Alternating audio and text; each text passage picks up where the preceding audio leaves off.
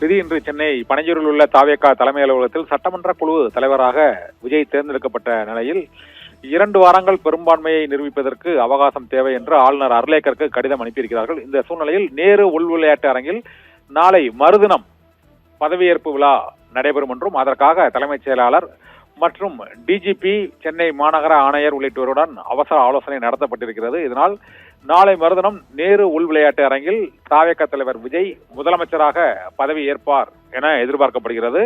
அவரோடு பதவியேற்க உள்ள அமைச்சர்கள் யார் யார் என்பது குறித்தும் இன்று மிக முக்கியமாக ஆலோசனை நடத்தப்பட்டதாக கூறப்படுகிறது. மேலும் விஜய் பதவியேற்ற உடன் அந்த பதவியேற்பு மேடையில் கையெழுத்திடக்கூடிய அந்த முதல் கையெழுத்து மற்றும் அவர் அளித்த தேர்தல் வாக்குறுதிகளில் என்னென்ன முதன்மையாக இடம்பெறும் என்பது குறித்தும் ஆலோசனை நடத்தப்பட்டதாக கூறப்படுகிறது. முதலமைச்சராக பதவியேற்றவுடன் குடும்ப தலைவிகளுக்கு 2500 ரூபாய் வழங்குவது, பெண்களுக்கு அரசு பேருந்தில் தமிழகம் முழுவதும் இலவச பேருந்து பயணம், ஒவ்வொரு குடும்பத்திற்கும் 6 சிலிண்டர்கள், 200 யூனிட் வரை கட்டணமில்லா மின்சாரம் மற்றும் ஒவ்வொரு குடும்பத்திற்கும் சுகாதார காப்பீடு 25 லட்சம் ரூபாய் வரை. இந்த 6 முக்கிய அறிவிப்புகளில் எது முதல் அறிவிப்பாக விஜய் அமல்படுத்துவதற்காக கையெழுத்திடுவார் என்ற எதிர்பார்ப்பு மக்களிடையே எழுந்திருக்கிறது.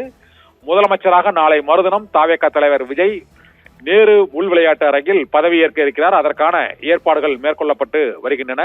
பாதுகாப்பு மற்றும் நிர்வாக நடைமுறைகள் தொடர்பாக டிஜிபி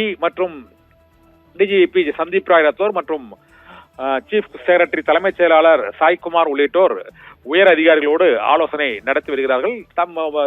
விஜயோடு அமைச்சராக பதவியேற்க உள்ள மற்ற அமைச்சரவை பட்டியலும் தயாராகி இருப்பதாக கூறப்படுகிறது. அது ஏற்கனவே சமூக வலைதளங்களில் வந்த அமைச்சரவை பட்டியலில் உள்ளவர்களில் பலர் இடம்பெறுவதற்கான வாய்ப்பு இருக்கிறது என்றும் தகவல்கள் தெரிவிக்கின்றன.